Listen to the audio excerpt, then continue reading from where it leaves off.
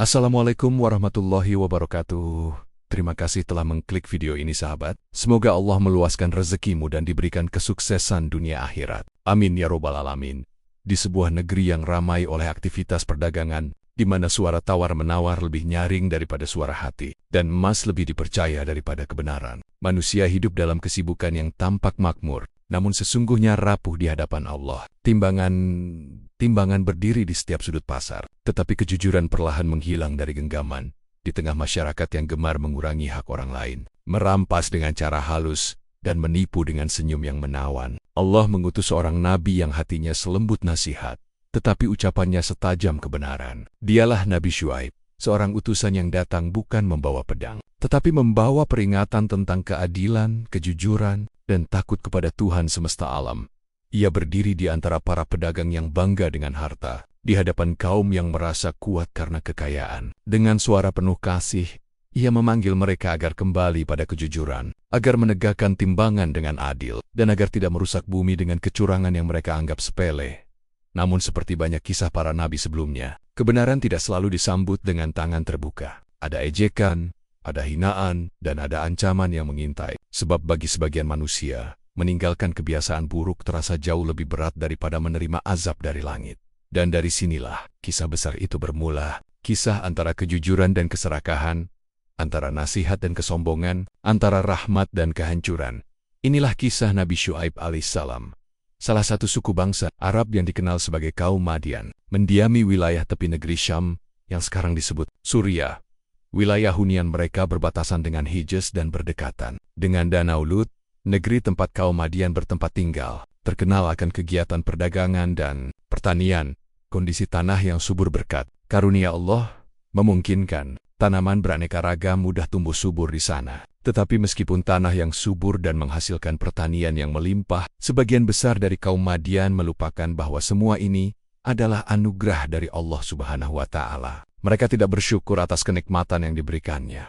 Lebih lanjut, kaum Madian terdiri dari individu-individu kafir yang tidak mengenal Allah Subhanahu wa Ta'ala, bahkan memilih untuk menyembah pohon-pohon dan mengelilinginya. Sifat dan tingkah laku yang dimiliki oleh kaum Madian sungguh tidak mencerminkan keimanan kepada Allah Subhanahu wa Ta'ala, bahkan jauh dari ajaran yang diajarkan oleh Nabi Ibrahim dan nabi-nabi sebelum Nabi Syuaib. Mereka kerap menunjukkan sikap buruk, keji, dan seringkali merugikan orang lain demi keuntungan pribadi. Kelicikan yang umum terjadi di kalangan kaum Madian lazimnya dilakukan oleh individu penipu yang telah terpikat oleh harta kekayaan, sehingga mereka seringkali memanipulasi timbangan untuk menghasilkan ukuran barang yang tidak akurat.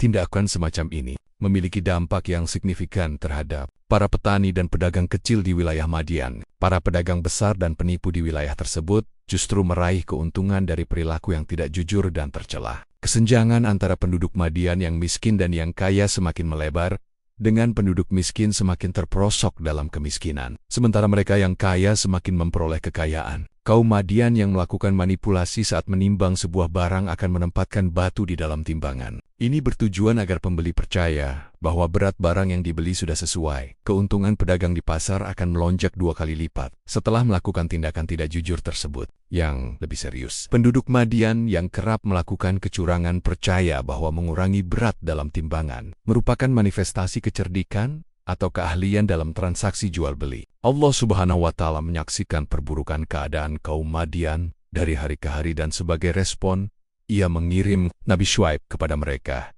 dalam misi tersebut. Nabi Syuaib membawa ajaran agama yang otentik yang diberikan langsung oleh Allah. Tidak hanya itu, Nabi Syuaib juga diberi tanggung jawab untuk mengubah arah yang salah dan suram yang ditempuh oleh kaum Madian, agar mereka kembali kepada jalur yang benar dan terang.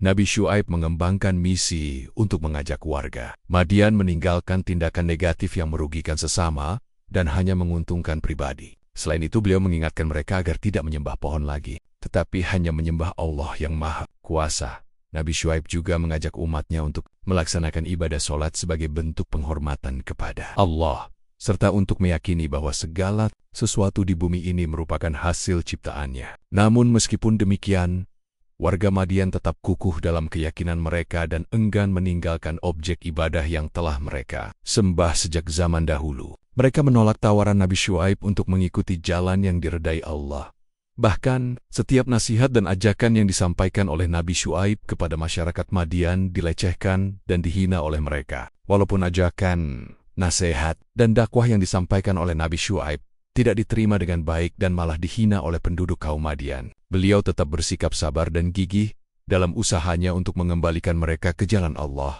Beliau dengan tenang merespons argumen yang diajukan oleh kaum Madian. Kaum Madian yang tidak beriman pada ajaran yang disampaikan oleh Nabi Syuaib. Mereka senantiasa merendahkan dan mengolok-olok Nabi Syuaib. Tidak hanya itu, Nabi Syuaib juga dianggap sebagai individu yang lemah jika dibandingkan dengan kaum Madian. Dan Nabi Syuaib juga mendapat ancaman dari kaum Madian. Karena kaum Madian sangat sulit untuk diarahkan kembali ke jalan yang benar. Maka Nabi Syuaib mulai mengabarkan kepada mereka bahwa konsekuensi akan ada azab yang akan diberikan oleh Allah sebagai akibat dari perbuatan buruk yang telah mereka lakukan. Meskipun dihadapkan dengan kata-kata yang disampaikan oleh Nabi Syuaib, penduduk Madian tidak merasa takut dan justru kembali mengancam beliau. Mereka bermuamalah buruk dengan sesama, menipu dalam melakukan jual beli, dan mengurangi takaran dan timbangan. Nabi Syuaib mengajak mereka beribadah kepada Allah Subhanahu wa Ta'ala dan tidak berbuat syirik, melarang mereka mengurangi takaran dan timbangan, serta melarang melakukan pembajakan dan melarang berbuat buruk lainnya. Nabi Syuaib berkata kepada mereka, "Wahai kaumku, sembahlah Allah, sekali-kali tidak ada Tuhan yang berhak disembah bagimu selain Dia. Sesungguhnya telah datang kepadamu bukti yang nyata dari Tuhanmu. Maka sempurnakanlah takaran dan timbangan, dan janganlah kamu kurangkan bagi manusia barang-barang, takaran dan timbangannya. Dan janganlah kamu berbuat kerusakan di muka bumi setelah Allah memperbaikinya. Yang demikian itu lebih baik bagimu jika kamu orang beriman. Dan janganlah kamu duduk di setiap jalan dengan menakut-nakuti dan menghalang-halangi orang yang beriman dari jalan Allah dan ingin membelokkannya." Al-Quran Surah Al-A'raf ayat 85-86. Demikianlah, Nabi Syuaib terus berdakwah kepada kaumnya dan menerangkan kebenaran kepada mereka, tetapi yang beriman hanya sedikit saja, sedangkan sebagian besar mereka kafir. Meskipun begitu, beliau tidak berputus asa terhadap penolakan mereka, bahkan tetap sabar mendakwahi mereka dan mengingatkan mereka nikmat-nikmat Allah yang tidak terhingga. Akan tetapi, kaumnya tetap tidak menerima nasihat dan dakwahnya. Bahkan mereka berkata kepada Nabi Syuaib sambil mengolok-olok, "Wahai Syuaib, apakah sholatmu menyuruh kamu agar kami meninggalkan apa yang disembah oleh bapak-bapak kami, atau melarang kami berbuat apa yang kami kehendaki tentang harta kami? Sesungguhnya kamu adalah orang yang sangat penyantun lagi berakal." Al-Quran Surah Hud ayat 87. Kemudian, Nabi Syuaib membantah mereka dengan kalimat yang halus, sambil mengajak mereka kepada yang hak. "Wahai kaumku, bagaimana pendapatmu jika aku mempunyai bukti yang nyata dari Tuhanku dan dianugerahinya aku darinya rezeki yang baik? Patutkah aku menyalahi perintahnya? Dan aku tidak berkehendak menyalahi kamu dengan mengerjakan apa yang aku larang. Aku tidak bermaksud kecuali mendatangkan perbaikan selama aku masih sanggup, dan tidak ada taufik bagiku melainkan dengan pertolongan Allah. Hanya kepada Allah aku bertawakal, dan hanya kepadanya lah aku kembali." Al-Quran Surah Hud ayat 88. Seperti itulah Nabi Syuaib. Beliau berdakwah dengan argumentasi yang kuat sehingga beliau disebut Khotibul Anbiya, ahli pidato dari kalangan para nabi. Setelah berupaya dengan berbagai cara dalam berdakwah dan mengajak mereka untuk kembali ke jalur yang benar, namun kaum Madian tetap memilih untuk tetap dalam kekafiran. Karena itu Nabi Syuaib memohon kepada Allah supaya azab diberikan kepada penduduk Madian.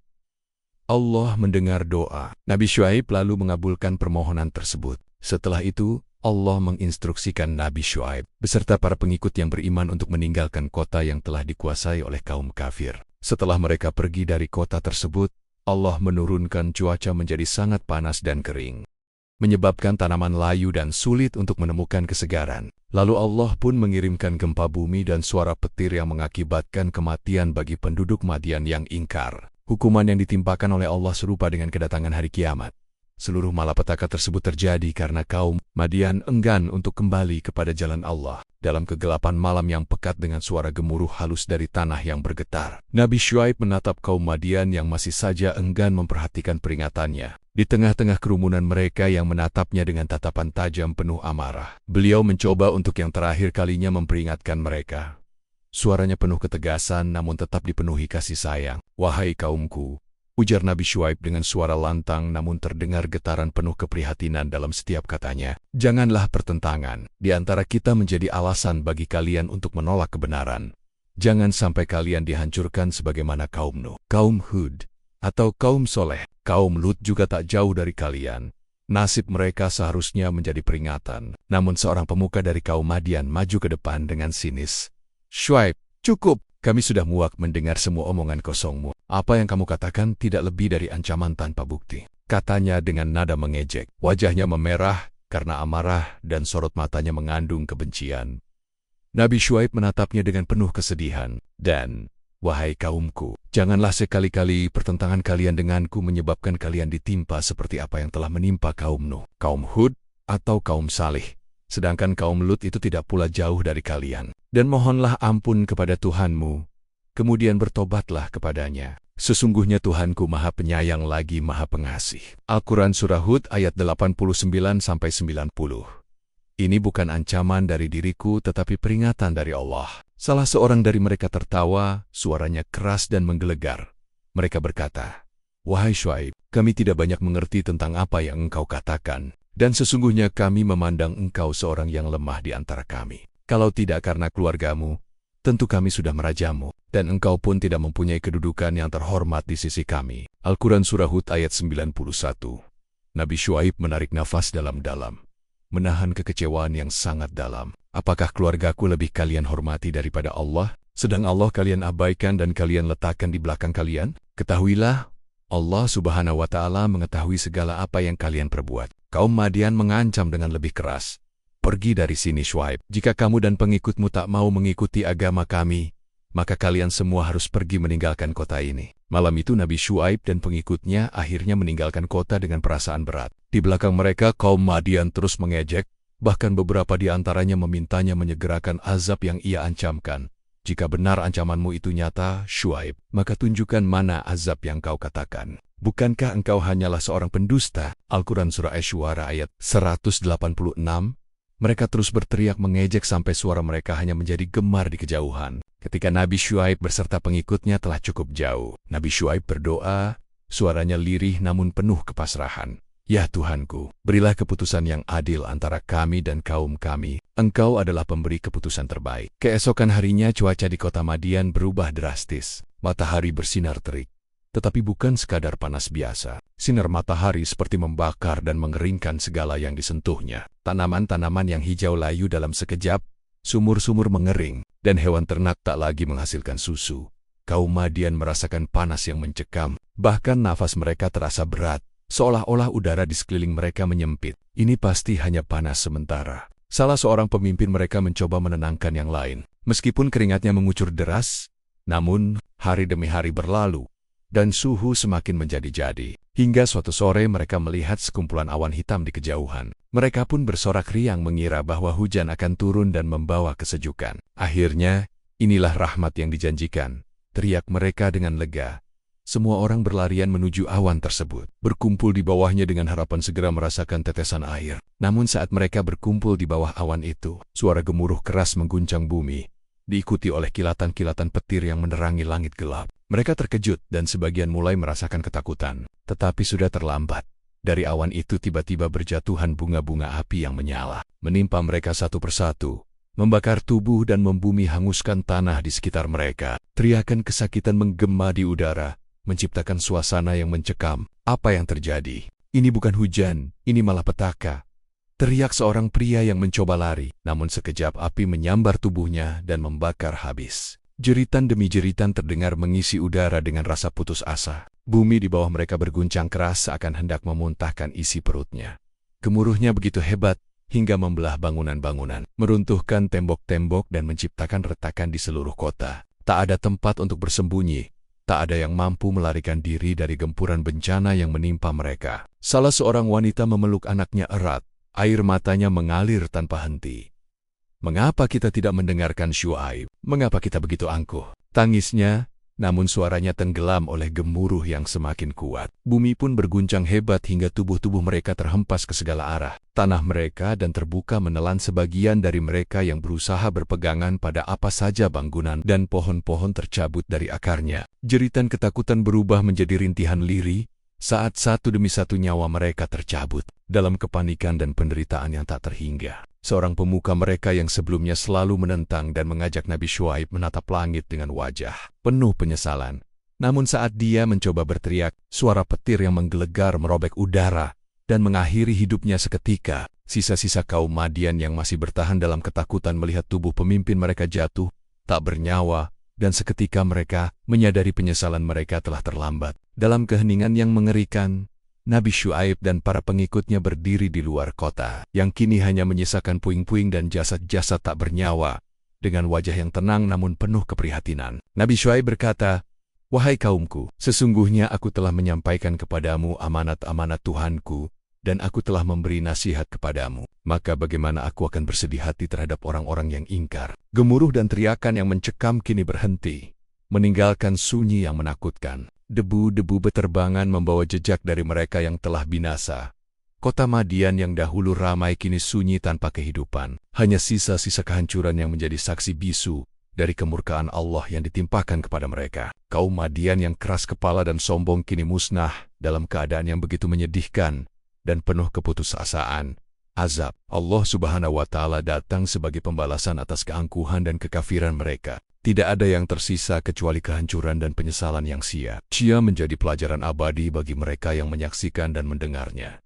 Demikianlah kisah Nabi Syuaib alaihissalam, seorang nabi yang berdiri tegak membela kejujuran di tengah masyarakat yang tenggelam dalam kecurangan. Ia mengajarkan bahwa keberkahan hidup tidak lahir dari tipu daya, melainkan dari kejujuran, keadilan, dan ketakwaan kepada Allah. Namun ketika peringatan demi peringatan diabaikan, azab pun datang sebagai pelajaran bagi umat manusia sepanjang zaman. Semoga kisah ini menjadi cermin bagi kita semua, agar senantiasa menimbang hidup dengan kejujuran, menakar langkah dengan iman, dan berjalan di atas jalan yang diridhai Allah. Wassalamualaikum warahmatullahi wabarakatuh.